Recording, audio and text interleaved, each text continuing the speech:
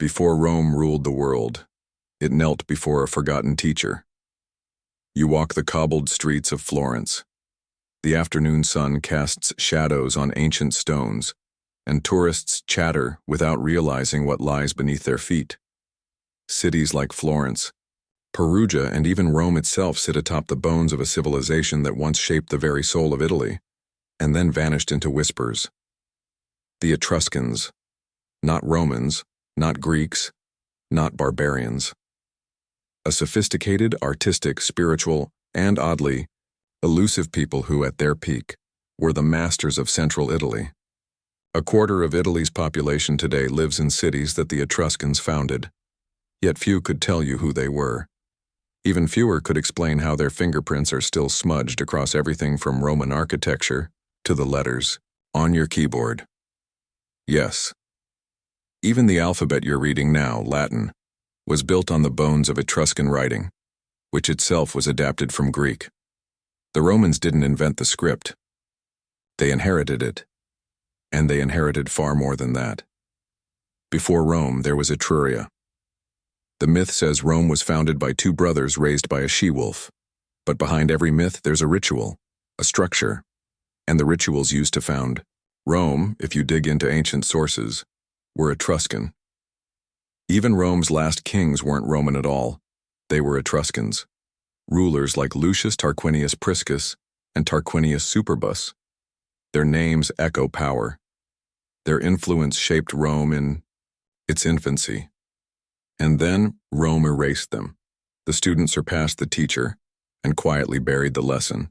What did the Romans steal? Almost everything: social hierarchy, political structure, military organization, even religious offices. The Romans didn't just conquer Etruscan cities, they copied them. They saw how Etruscan society was structured, with elected magistrates, city alliances, and organized priesthoods, and they mimicked it. When Romans held triumphs, wore togas, and consulted augurs before going to war, they were continuing Etruscan traditions. Even the fasces, the bundle of rods with an axe used as a symbol of authority, was Etruscan. So was the concept of gladiatorial combat, which began as a funeral rite in Etruscan society. And if you've ever met someone named Sergio, they carry an Etruscan legacy. The name comes from the Sergius family, one of Etruria's old patrician lineages. That's how deeply embedded Etruscan culture is in our world, through cities, traditions, and names we use without question. A civilization. Obsessed with the divine to the Etruscans, life was never separate from the divine. They believed the gods sent signs in every bird's flight, every cloud's shadow, every flash of lightning. And they had professionals, haruspices, whose sole job was to read animal entrails, especially the liver of a sacrificed black ram. It wasn't symbolic. It was exact. The liver was divided into zones, each corresponding to a god. A blemish in one section meant divine displeasure. This was not superstition. It was a system, as detailed and codified as Roman law would one day become, and Rome adopted it wholesale. They would not pass laws or wage wars without consulting these omens, just as the Etruscans did before them. Every flash in the sky, every strange birth, every cry from the wilderness, nothing was ignored.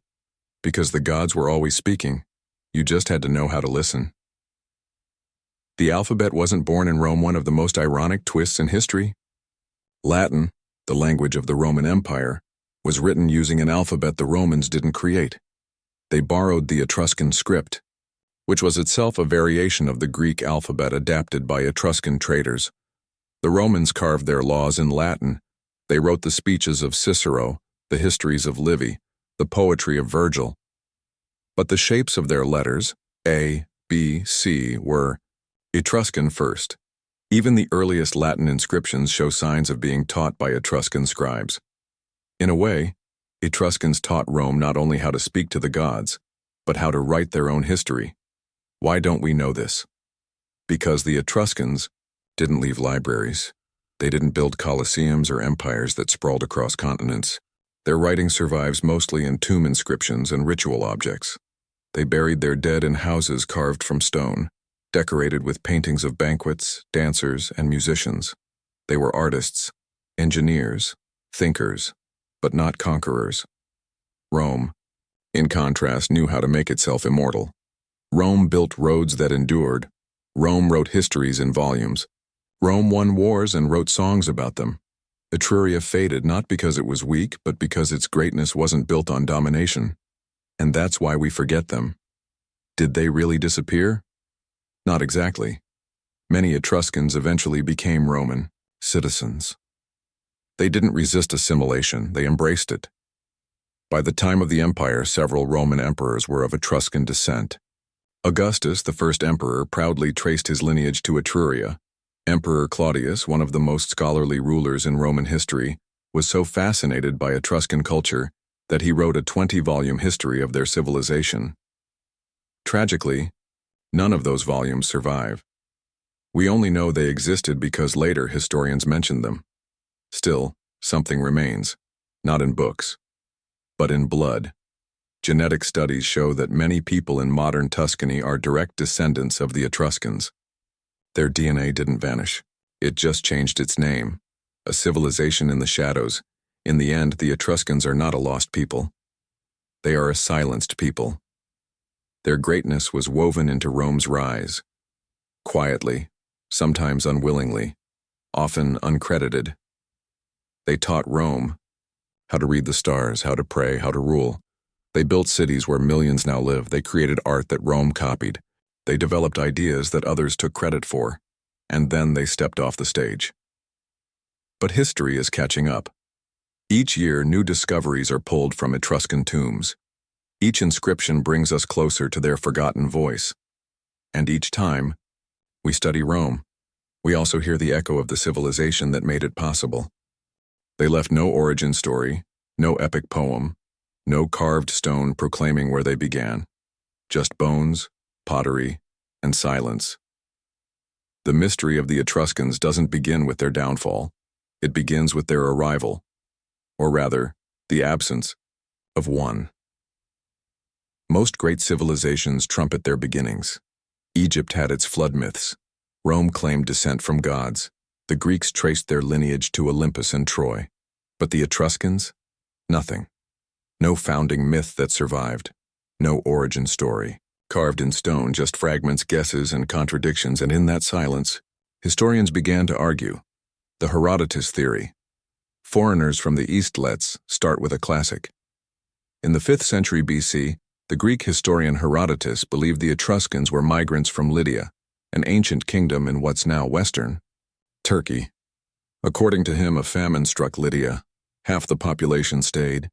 The rest, led by a man named Tirsinos, set sail across the sea and landed on the shores of Italy.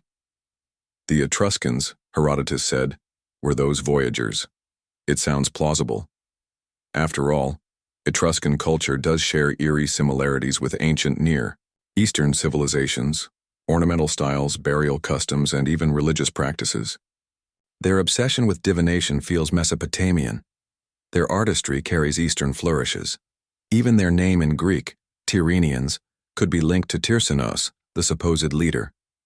But for every similarity, there's a contradiction. If the Etruscans came from across the sea, why are there no Etruscan cities along Italy's eastern coast, the side they would have landed on? Why did they not bring their own script? Why did they use a Greek-derived alphabet if they were newcomers with a literate culture? And perhaps most damning, modern DNA evidence tells a different story. The DNA twist. They were always here in the 21st century. Science entered the debate. Geneticists began comparing ancient Etruscan remains with both modern Italians and populations from Anatolia. The results were astonishing. The ancestors of the Etruscans and those of Asia Minor had diverged thousands of years earlier, during the Neolithic period, long before any supposed migration could have occurred. In short, if they were immigrants, they left no genetic trace. What DNA did reveal was a strong continuity between the Etruscans and earlier populations living in the same region of Italy, specifically the Villanovan culture. This Iron Age society, centered in Tuscany and northern Lazio, appears to be the direct predecessor of the Etruscans. It wasn't a dramatic arrival from the sea. It was a slow unfolding. The Villanovans, the Forgotten Foundation. The Villanovans lived between the 10th and 8th centuries BC. They built small hilltop communities, cremated their dead, and buried the ashes in double-coned urns. These urns, strange, elegant, have been found across central Italy. They left no writing, no epic sagas. But as time passed, their burial practices evolved. Artifacts grew more elaborate. Inscriptions began to appear. Architecture became more refined. Greek and Phoenician goods started showing up in their tombs, hinting at new trade and contact. And suddenly, we begin to call them something else: Etruscans. In fact, the only difference between a Villanovan tomb and an early Etruscan tomb is the presence of writing. If there's an inscription, it's Etruscan. If not, it's Villanovan. This isn't the story of a migration. It's a transformation. The Alpine and Sardinian theories. The outliers. Still, some scholars remain skeptical. They suggest the Etruscans might have come from the Alps, or perhaps migrated from Sardinia, home to the mysterious Nuragic civilization and its stone towers, called Nuraghes. The Alpine theory draws on ancient references to the Radians, a people of the mountains who spoke a language possibly related to Etruscan. Romans even referred to them as mountain Etruscans. The Sardinian idea comes from stylistic similarities in pottery and fortification techniques, but both theories have serious problems. There are no Etruscan-style settlements in Sardinia. The Nuraghes have no architectural parallel on the Italian mainland. And while the Radians may have been distant cousins, they appeared after the Etruscans had already flourished. At best, these are echoes, not roots. A blend, not a beginning. The most compelling theory today isn't dramatic. It doesn't involve famine, ships, or lost cities. It involves contact. Between the 9th and 7th centuries BC, Italy opened up to the Mediterranean. Phoenician and Greek traders began visiting its shores. With them came new materials, new gods, new ideas. Villanovan culture didn't vanish. It absorbed. They learned to write. They experimented with art. They refined their religious rituals. And slowly, organically, the Villanovans became Etruscans. Even Roman legend mirrors this idea.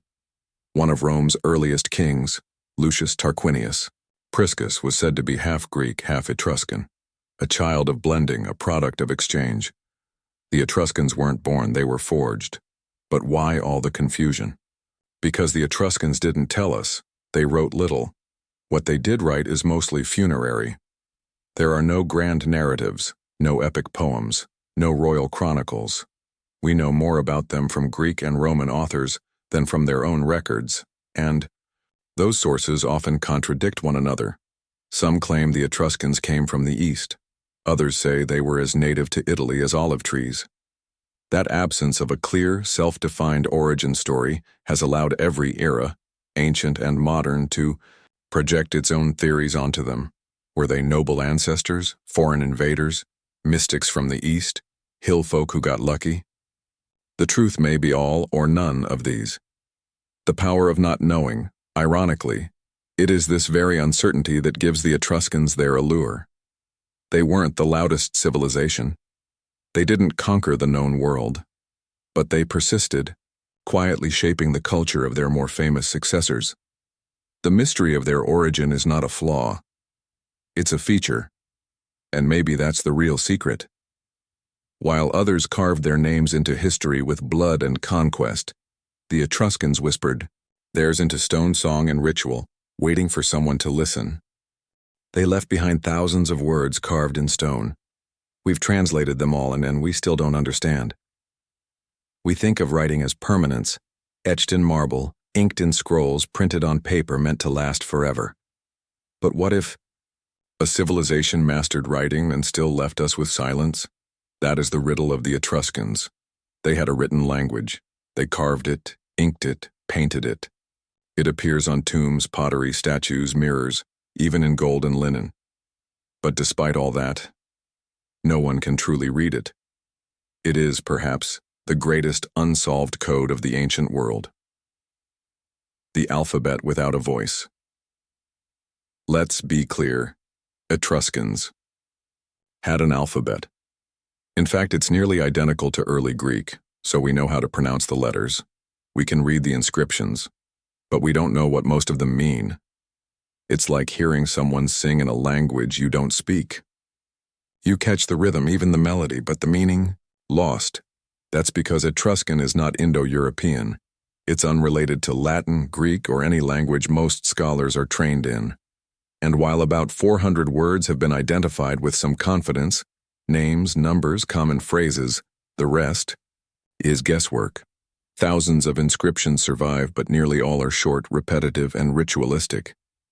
Most say things like, Larth Velchas, son of Arnth, gave this as an offering, or, here lies Thanchvil, wife of Larth. No poems, no histories, no epic tales, just offerings, dedications, and epitaphs. For centuries, scholars have hoped for something longer, something that could open a window into their world. And against all odds, one such window appeared, wrapped around a dead man in Egypt. The Linen Book of Zagreb, a sacred text turned mummy wrap in the 19th century. A Croatian officer named Mihajlo Baric bought a mummy while traveling in Egypt. Nothing unusual there. Mummies were the tourist souvenirs of the time. But this one came with an oddity. Its linen wrappings had writing on them. A lot of writing. At first, no one knew what it was. It didn't look Egyptian, it didn't look Greek. Years passed. The mummy ended up in the Archaeological Museum in Zagreb. Then, in the early 20th century, a startling realization emerged. The script was Etruscan. Somehow, one of the rarest things in archaeology, a long Etruscan text, had survived because it was recycled as linen bandages by an Egyptian embalmer. The text became known as the Liber Linteus, or the Linen Book of Zagreb. It contains over 1,200 words, making it the longest known Etruscan document by far. What does it say? That's the tricky part. Scholars have only managed to piece together that it's likely a religious calendar. It refers to offerings, gods, and rituals. We can identify months, ceremonies, and sacred names. But the full meaning? Still shrouded in mystery. Imagine having the Rosetta Stone but no key to match it. That's the Linen Book, the Pergi Tablets. A golden opportunity. Almost in 1964, archaeologists made another breathtaking discovery. 3 thin gold sheets buried in the ruins of an Etruscan temple at Pergi, an ancient seaport.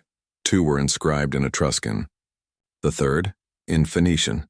The hope was immediate and obvious, a bilingual inscription, a Rosetta Stone. And in part it worked. The tablets contain a dedication by a queen to the goddess Uni, Juno in Roman mythology.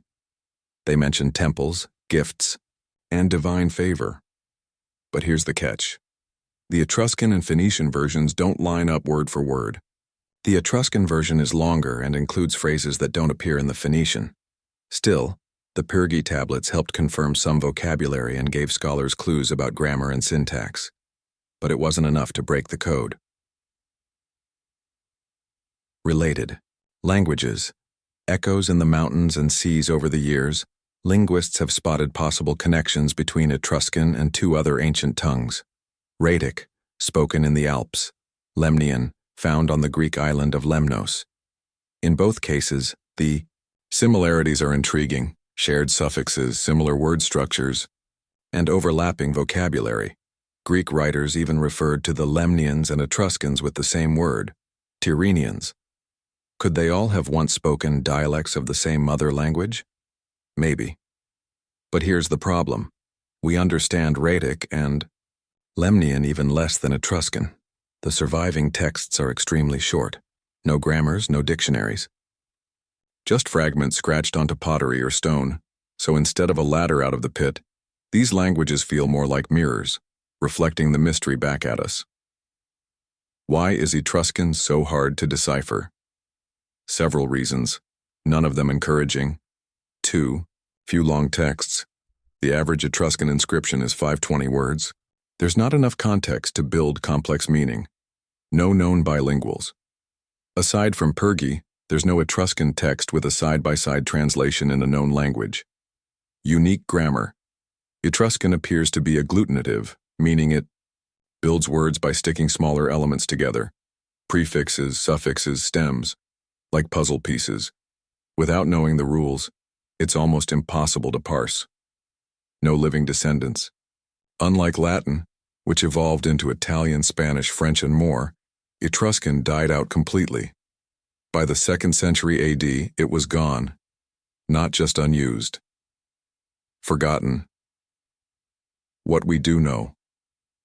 A fragmented glimpse. Despite all this, scholars have learned a few things. The Etruscans called themselves Ravenna. Their chief god was Tenia, equivalent to Zeus or Jupiter. Other major deities included Uni, Juno, and Minerva. They practiced divination with extraordinary rigor, classifying different forms by which gods communicated. Many of their words for family, numbers, and direction are partially understood. It's not nothing, but it's not enough. Every time someone claims to have deciphered Etruscan, the academic world holds its breath. And then, disagreement. No consensus. Just more questions. What's at stake? Why does it matter? Because language is the soul of a civilization. It's how people record their beliefs, their jokes, their laws, their fears, their love. Until we understand Etruscan, we're hearing only the echo of who they were, not their voice. And in a world where ancient Greek and Latin texts have shaped modern education, politics, and thought, the idea that an entire literate civilization lies just beyond our reach is humbling. It's a reminder that history keeps secrets, that not everything can be Google translated. A lost conversation, somewhere in a tomb, or a well, or a forgotten field in Tuscany, the answer may still wait, scratched onto clay, painted on linen, etched in gold, perhaps a longer text, a true bilingual, a forgotten archive sealed by time. Until then we're left with whispers. Larth, son of Arnth. To the god Tenia this offering I give. Here lies Tanchville, tiny fragments of lives, messages in a bottle from the ancient world. We can pronounce the words, we just don't know what they're trying to tell us. They started in the hills cremating their dead in clay urns. Within 2 centuries they ruled the seas and terrified the Greeks. When you picture ancient Italy, you probably think of marble temples and Roman legions. But long before Rome raised its banners, something quieter, older, and just as ambitious was stirring across the hills of Tuscany. It didn't begin with conquest. It began with connection. The Villanovan culture, those early ancestors of the Etruscans, were hill dwellers, farmers, metalworkers. They cremated their dead and placed the ashes in biconical urns, ceramic vessels shaped like 2 cones joined at the waist, as if the soul were being sealed within. These weren't empires. They were small, fortified villages, each home to maybe 3,000, 5,000 people. But these people had a gift. They lived on high ground. And high ground gives you something empires crave: visibility and defense. From these heights, they watch the world change. The Phoenicians and Greeks arrive around the 9th and 8th centuries. BC, something remarkable happened. The sea brought strangers. Phoenician ships, long, lean, with hulls full of purple dye and silver trinkets, began docking along the western Italian coast. Soon after, the Greeks arrived, ambitious traders from Ionia, full of stories, wine, and alphabet scrolls. They weren't invaders. They were opportunity. The Villanovans opened their gates, and in exchange for food and iron ore, they received luxury goods, art, pottery, and most importantly, ideas. Trade turned into influence. Influence turned into transformation. By the 8th century BC, Villanovan became Etruscan. A civilization awakens. As these tribes evolved, they began building cities, not just towns or forts, but real urban centers. Veii, Tarquinia, Cerveteri, Clusium, names that would soon echo in Roman history, started rising as Etruscan strongholds. Their burial practices changed. Cremation gave way to inhumation, burying bodies instead of ashes. Tombs were no longer just clay urns. They became full-scale houses for the dead, complete with furniture, weapons, tools, and intricately painted walls. These weren't just burial chambers. They were statements. They declared, "This is who we are. This is what we believe. And this is what we leave behind." With cities came craftsmen, goldsmiths, sculptors, potters, and with contact from the Greeks, the Etruscans began to mimic and then master foreign styles. But they didn't just copy, they innovated. The rise of bucero, black pottery like burnished bronze, one of the earliest and most distinctive Etruscan inventions, was butcheroware, a type of ceramic so dark and shiny it looked like it was made of metal. To make it, Etruscan potters added soot into the clay and fired the vessels in low-oxygen kilns. Then they polished the surface until it gleamed with an elegant black sheen, mimicking bronze. It was cheaper than metal, but just as regal. It became a signature of Etruscan taste, refined, somber, striking. If Greek pottery was about color and myth, Etruscan bucero was about texture and mood. It whispered wealth and power with every curve, and it traveled. Bucero has been found as far as France, Spain, and Carthage, testament to the growing reach of Etruscan merchants. From merchants to pirates, the Etruscans go to sea. But not all trade is peaceful. As Etruscan cities grew richer, they needed more than just land. They needed routes, and they needed ships. By the 7th century BC, Etruscan warships were patrolling the Tyrrhenian Sea. These weren't crude rafts. These were pentaconters, long vessels rowed by 50 men, swift and deadly, and they had a secret weapon, the naval ram. The Etruscans are credited with inventing the rammed prow, a heavy bronze blade fixed to the front of a warship designed to smash holes into enemy hulls. It turned the ship into a spear. It turned the sea into a battlefield. Soon, Etruscan piracy became so feared that Greek and Phoenician merchants avoided the western Italian coast altogether, sailing instead around Sicily and Sardinia. The Greeks began to refer to the Etruscans as Tyrrhenians, a name that still marks the sea they once ruled. Art, identity, and the influence of exiles. In the 6th century BC, a wave of Greek refugees arrived in Etruria. They had fled from Ionia after the Persian Empire invaded and were seeking sanctuary. The Etruscans welcomed them, and with them came a flood of artistic innovation. Greek painters, sculptors, and artisans enriched Etruscan workshops. Styles merged. Techniques blended. At first, Etruscan art imitated Greek design, but only briefly. Very soon, Etruscan art stood proudly on its own. Their paintings were dynamic and vibrant, filled with dancers, musicians, banquets, and mythic scenes. Their jewelry work became legendary. Gold spun into delicate filigree, gemstones etched with astonishing detail. They didn't just copy the Greeks. They absorbed the Greek spirit and expressed it through Etruscan eyes, city-states and rivalry, unity without an empire. At the height of their power, the Etruscans controlled a territory stretching from the Alps in the north to Campania in the south. They had colonies on Corsica, outposts in the Po Valley, and trading ports along the coast. But they never formed an empire. Etruscan civilization was a loose confederation of independent city-states, each ruled by its own aristocracy. They shared gods, language, rituals, but often competed rather than collaborated. In war, they fought one another as often as they fought outsiders. In peace, they traded and sometimes schemed. This lack of unity would eventually become their greatest weakness.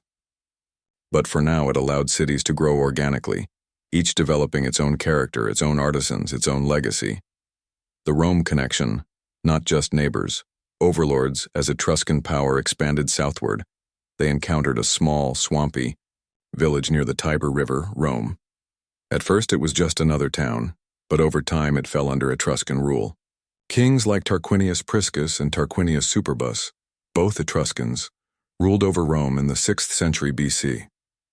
This period profoundly shaped the city. Temples were built, sewers were dug, roads were laid. Rome, under Etruscan guidance, learned how to function like a real capital. Some historians believe Rome was, for a time, a client city of the Etruscans, a cultural apprentice, a pupil. quietly learning everything it would later use to outgrow and surpass its teacher. From hills to the horizon, it's easy to overlook the Etruscans today. There's no great Etruscan epic, no towering ruin like the Parthenon, no Cicero to quote. But the truth is they were architects of civilization. Quietly, steadily, they turned hill villages into cities, villages into seafaring powers, and a culture of isolation into a civilization of immense complexity. Before the Romans marched, before the Greeks taught philosophy, before Carthage cast its shadow over the Western Sea, the Etruscans had already built, sailed, traded, and imagined.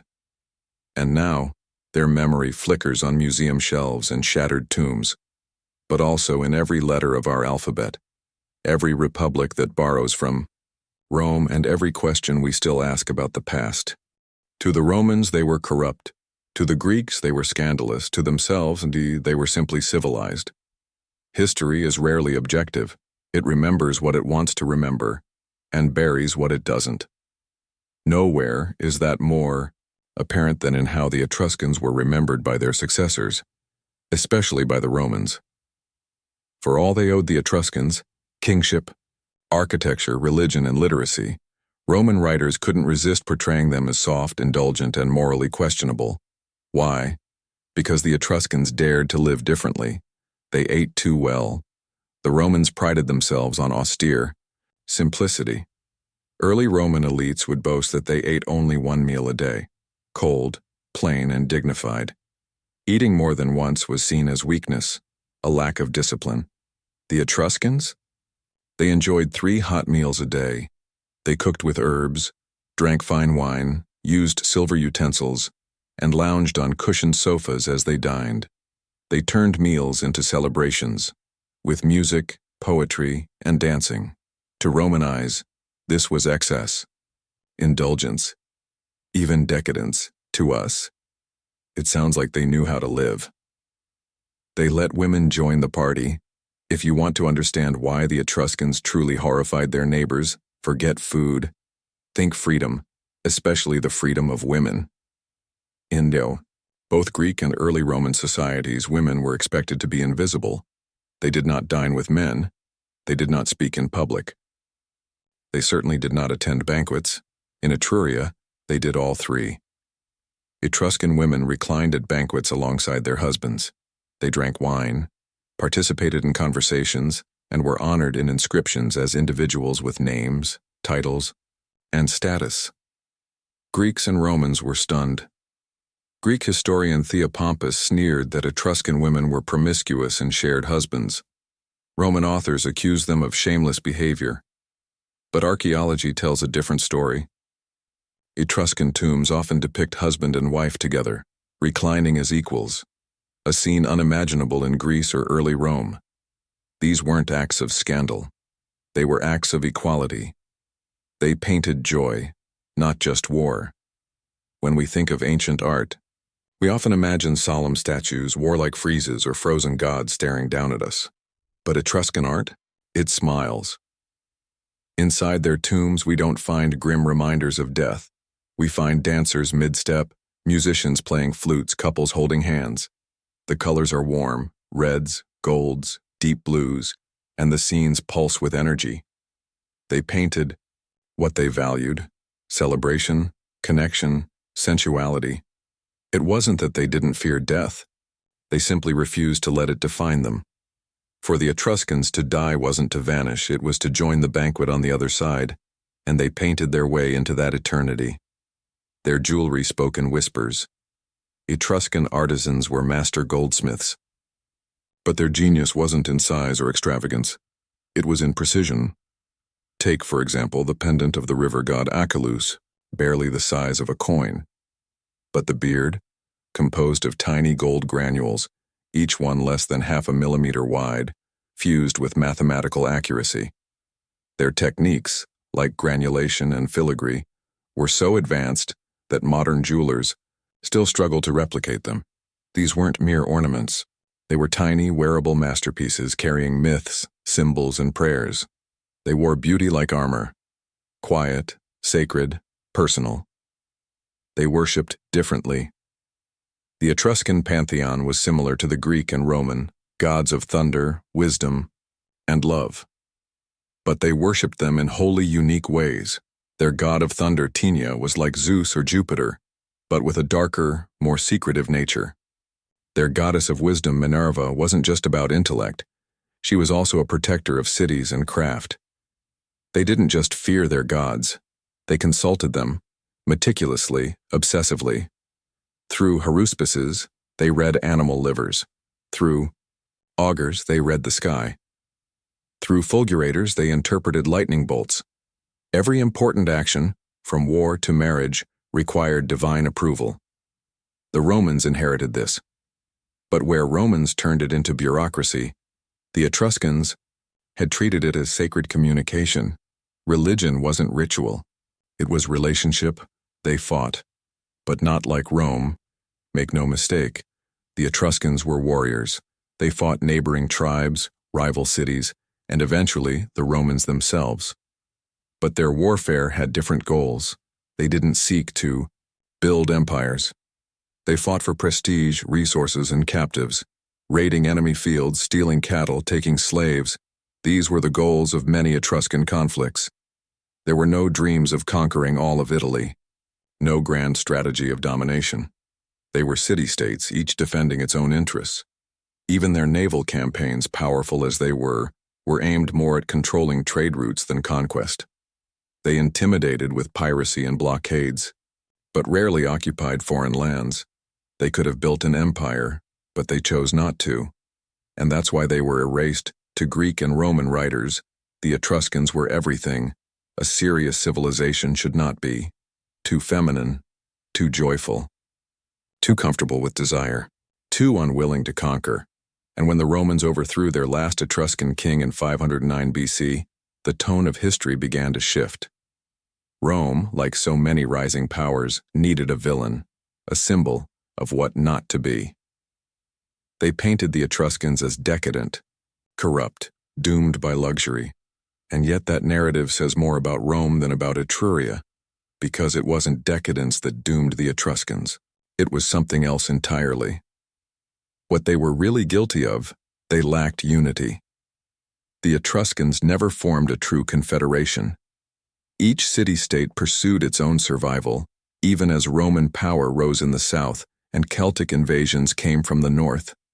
They never combined their strength. They never chose a shared strategy. While Rome centralized, trained, adapted, the Etruscans remained proudly divided, and so they fell.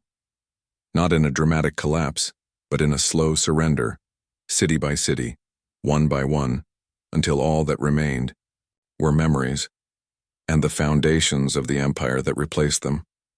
And yet, they linger. Rome consumed the Etruscans. Yes, but it also became them. Etruscan blood flows through Roman veins. Etruscan ideas built Roman cities. Their alphabets merged. Their gods were renamed.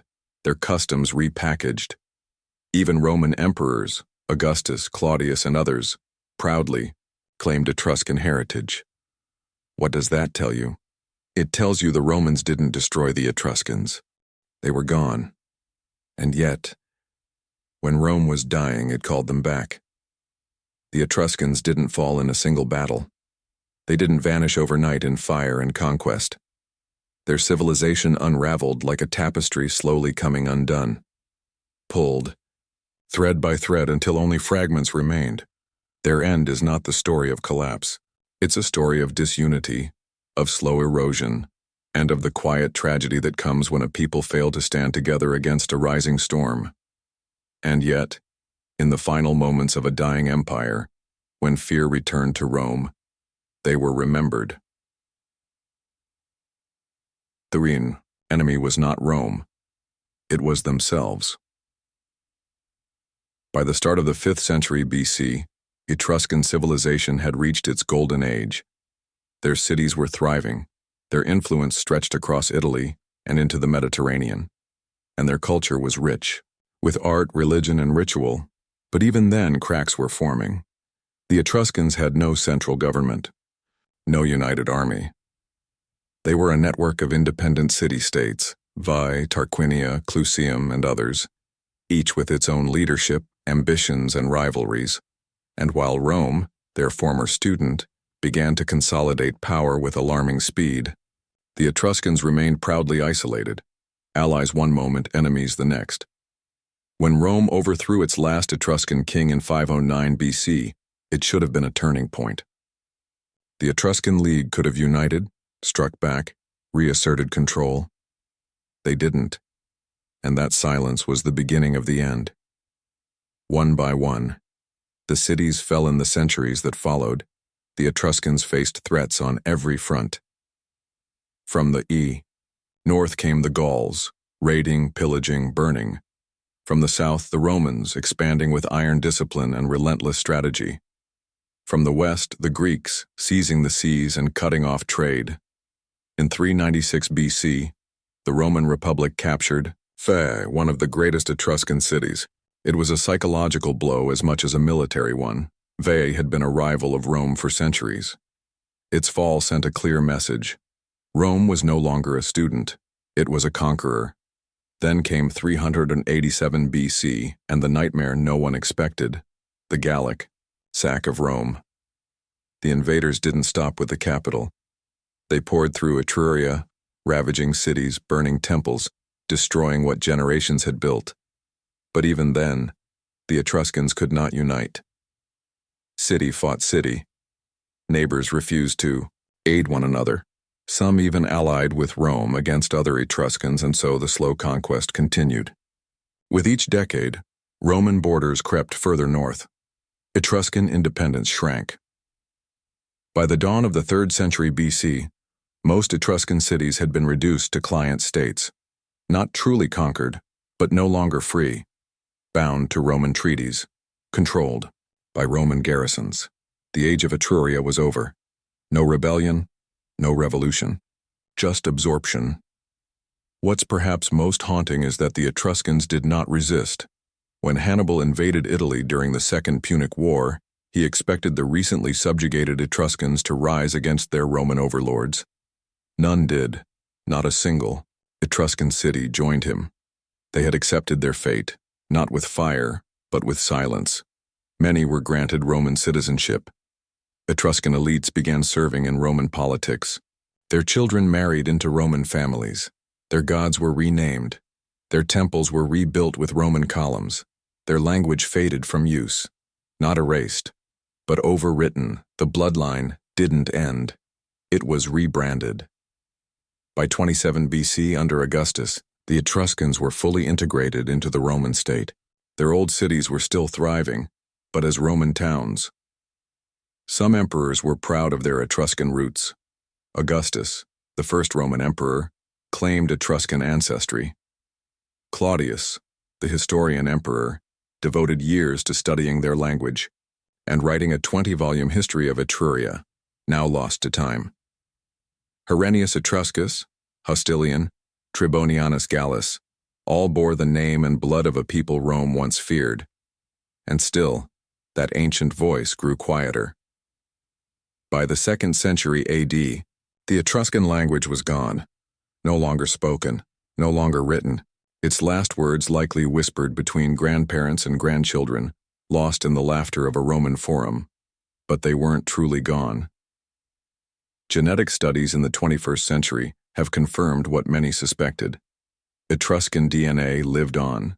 The people of modern Tuscany carry strong genetic markers from the ancient Ravenna, as the Etruscans called themselves. They did not vanish. They became part of the bloodstream of Italy. Their cities remain.